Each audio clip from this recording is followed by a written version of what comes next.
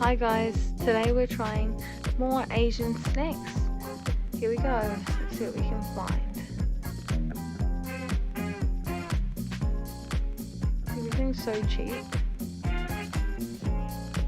Can't wait to try this.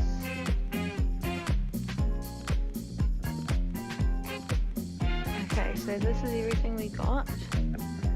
First up, let's try the ice creams. These are Korean. This is honestly like a Korean Rocky Road, and this one is like soft strawberry ice cream on the outside with a white chocolate center, and inside that is cookies, so it's pretty much Rocky Road.